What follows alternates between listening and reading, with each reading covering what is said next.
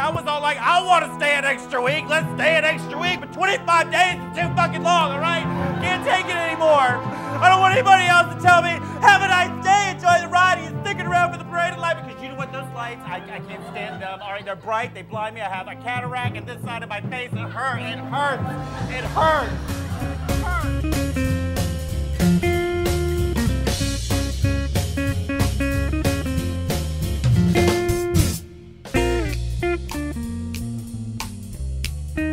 Welcome to Call Time Atlanta, and we are here today at Whole World Improv Theater in Midtown. And I'm here with Chip Powell, who's the artistic director, and Emily Reily Russell. She is managing director of Whole World Theater. Thank you guys so much for coming on the show. Not a problem. And can you tell me a little bit about your background, where you're from, and how you came to Atlanta? Well, I came to Atlanta because I had a job that I was touring with another theater company, and it was easier to fly in and out of Atlanta, so I moved here. What about you, Emily? I'm a native Atlantan. Great. One of the few. One of the few. So tell me a little bit of history about the theater. When was it founded, and who founded it, and what, how did you guys get involved? Well, we started in 1993. We had our first rehearsal in a small little theater off of Bennett Street, and it just sort of grew. It was a group of people that were just very dedicated to starting our own thing. Most everybody was fresh out of college, and everybody was starting to audition, and we just kind of got tired of other people telling us when we could work. So we thought we enjoyed working together, we wanted to stay together, and we wanted to do improv. At that time, there was no other improv in the city. So we really focused on original works and improv, and it just grew from a group of maybe 10 people that stayed together and built and built and built, and ultimately a lot of people have come and gone in the meantime. But Chip and I have ridden the whole thing out. So you're both founding members? Yes. Or are you? Oh, okay. So Chip, I thought you had come in later, but I did. A little bit, but I was part of the original troupe that we put together, which was formed when we started to. We had thought about moving to LA, so the whole entire troupe was prepared to move, but then we got a deal with Turner South, so we stayed and did our Turner South show. okay. Oh. Russian. Yes, raising bar is exceeding expectations. Yes. I don't like bar raised, No. otherwise I have to walk under. Yes. To raise expectation is very big mistake. Every time expectation raise, little boy die. Every time. Indian. I don't like it when little boys die. I don't. No, of course not. I don't want to be. Let's talk a little bit about improv technique, because I know there's a specific method that you use.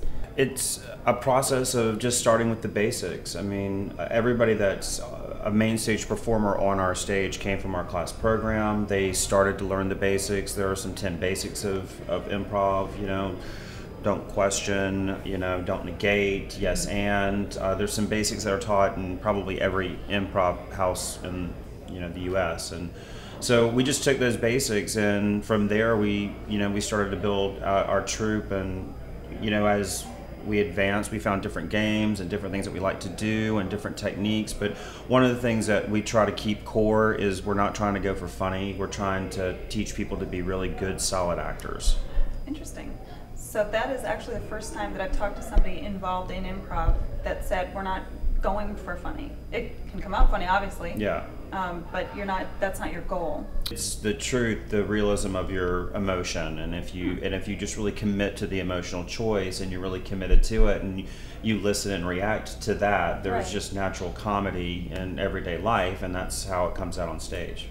Ours is we've always described it as our style is experiential. We're really trying to have the actors have an experience on stage, and that translates to the audience. So that's why we're not so focused on being clowns or jokey. Right. We really want to bring to life a slice of life that the audience created, and then we blow up. And usually the games and the things that we play on top of the scene, that just lends itself to comedy, and we trust that just kind of happens. Huh. So would you say that approach is different or unique from other improv places here in Atlanta? Yeah, I mean, a lot of other improvs have been birthed from the training that we have here, so you'll see some similarities now, but I think it was unique to us to begin with, and I think that the people that break off and start their troops, they try to find their own unique style as well, which is really good because, we wholly support what they're doing because, we were the parents. Make my ass look just fine. Now I'm gonna have to declare that one neutral. I think nobody should wear pants. All right, on to the next topic. Should men be on Pinterest? I have been told by many instructors, in fact I can't think of a single one that hasn't said to learn improv. And why is that valuable to me as an actor? What does it do for me? It's that freeing quality. I mean, in Meisner, they're always looking for the truth in what you're doing, and you're always you're self-analyzing all the time. And what we're trying to do with improv is let you have that emotional experience, but without the script and without all the parameters of it. You have that freedom. So a lot of the times, our actors tend to do better in auditions because a lot of directors are incorporating more and more improv as we've found and you see. So it just kind of helps round their education, and it gives them that extra edge they need to go into one of those auditions where they don't know what's going to get thrown at them, and be able to take it on with a lot of confidence because they've done improv. Next topic of interest: unisex bathrooms. Point! All facilities used by humans should be gender neutral to make sure that we're accommodating not just to masculine and feminine, but to everything else in between. Counterpoint, I don't want to walk into the men's room and see anything surprising. Point! I would very much appreciate walking into a men's room and being very pleasantly surprised.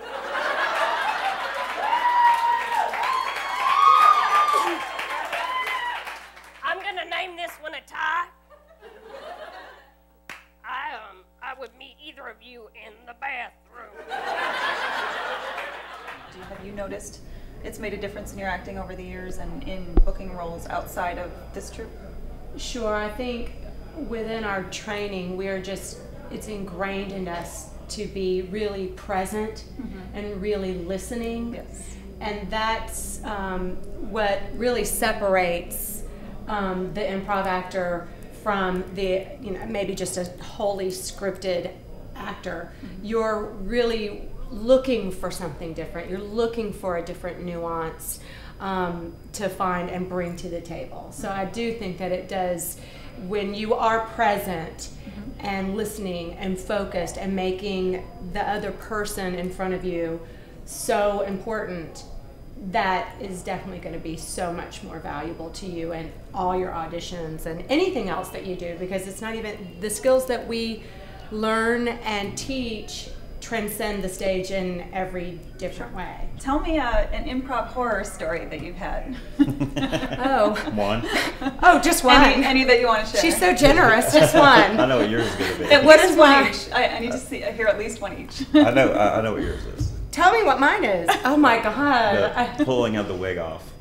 Oh yeah, that's an awful thing when kind of early in training or early in our career, my scene partner, I was an old lady or something like that, and my partner just decided to rip my wig off in the scene, and then I wasn't an old lady. It was like the ultimate negate. Yes. It was everything that we're taught not to do. Right. So that was a horrible moment on stage. Yeah. All right, no pulling of wigs. No pulling of wigs. I think it's also too, there's that moment. I mean, we've been doing this for a really long time. I won't say how long. But you still get nervous, those little nervous titches and knots and things, even after doing it all these years, because it's so unknown.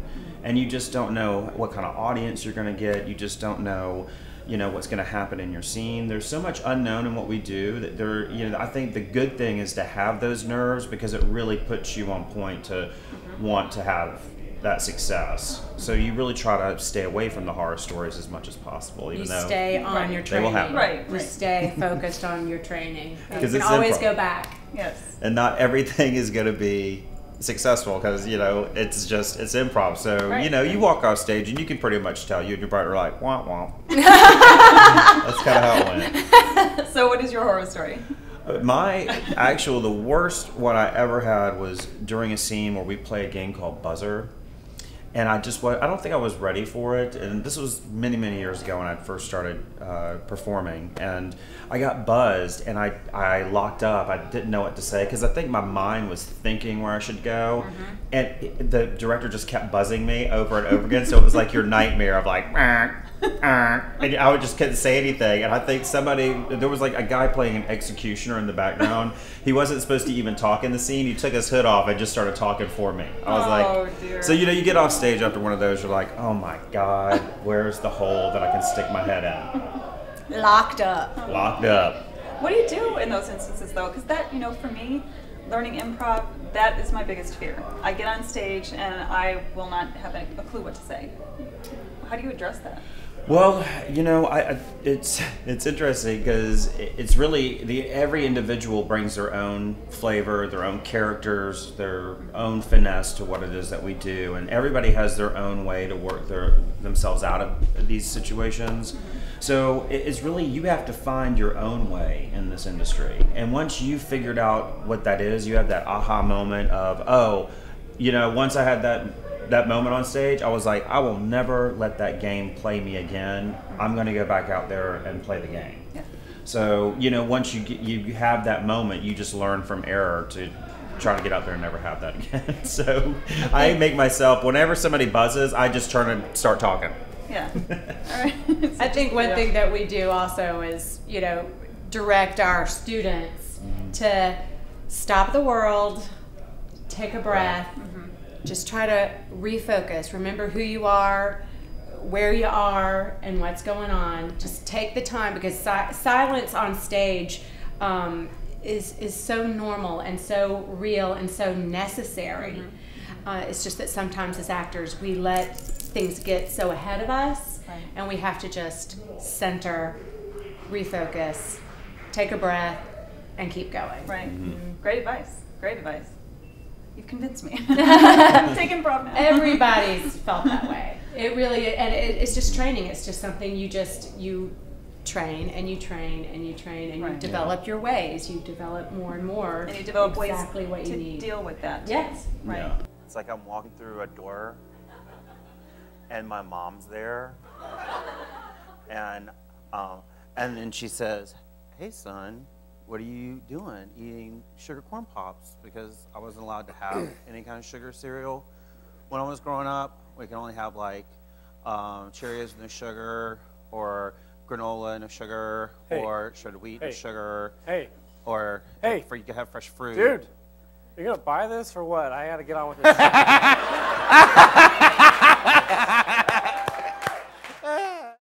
Outside of Whole World Theater, what are you participating in? Are you on stage? Do you do film? What are you working on? A lot of auditions. I just did the 1 Minute Play Festival with yours truly, and that was a lot of fun. That was at Actors Express. And what about you, Emily? Well, I am a full-time improv actress at Whole World Theater. Great. And I'm also the managing director, so I'm running the business throughout Queen the bee. week. I And I also am a mother of 3 boys. So I'm really, I'm booked. Yeah, you're I'm pretty booked. full. I'm booked all the time. Yeah, but you got to do that project with Dorsey Levens last year, his play, and I'm more of a stage actress. I was going to ask you if you're trained for the stage, but Yes, definitely. Yeah. Yes, I majored in theater, and I've been here ever since. So Right. yeah, I've been consistently working. Yes, that's great, which is more than a lot of actors can say, so congratulations. Talk about the training that you do here. I know you have a bunch of training programs, and I know your students have gone on to do some really interesting things, so what are your training programs? Okay, well, we have a 3-month program and a 6-month program. It takes a while to really find your comfort zone on stage. Yes. And it takes time and dedication to evolve to where you really can own the stage with improv and what we do. So it's a long process. It's very gratifying in so many different ways. But every person on this stage is a graduate of our 6-month program. Okay. From the 6-month program, you move to perhaps an advanced games class or the apprentice cast.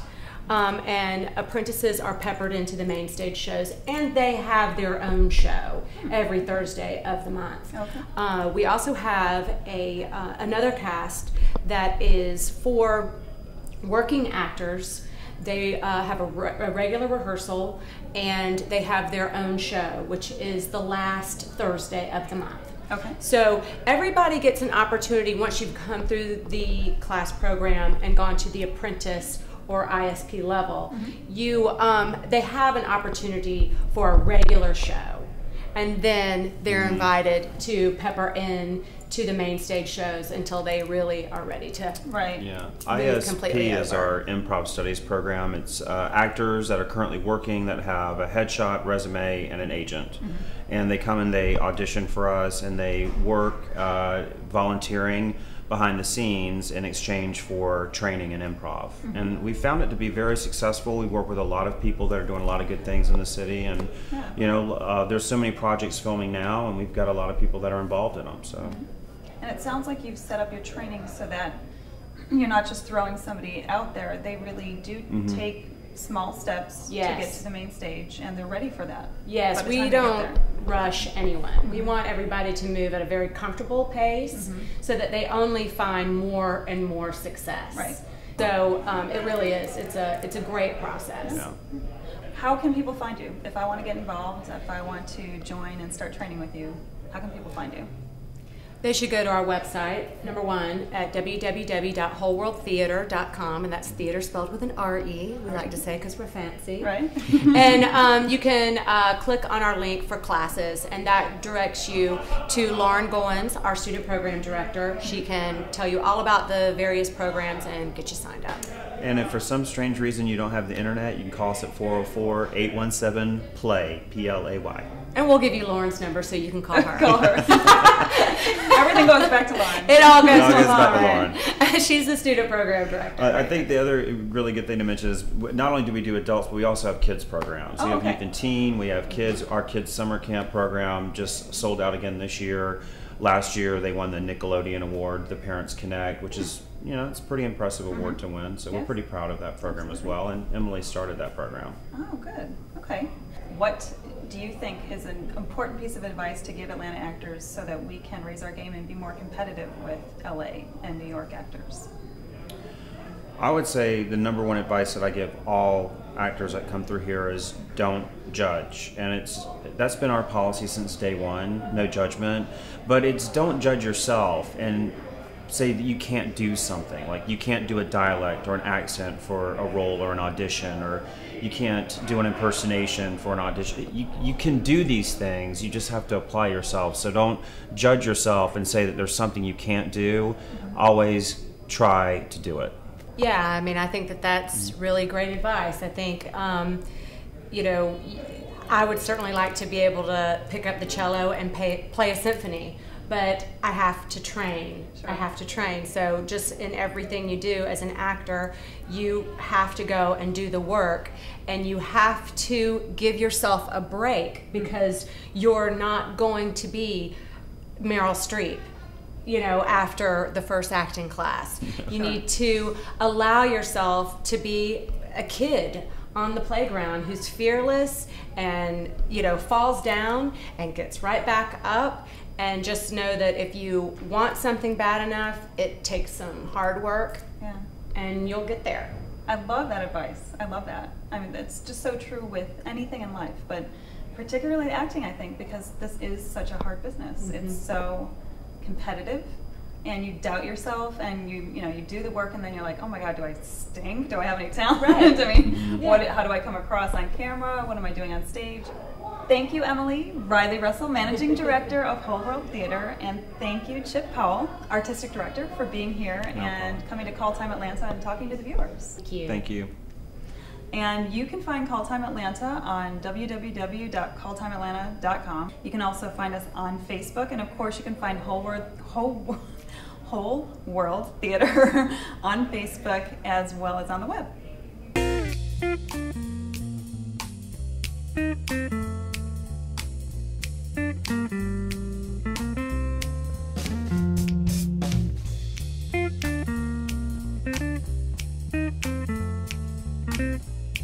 Thank you.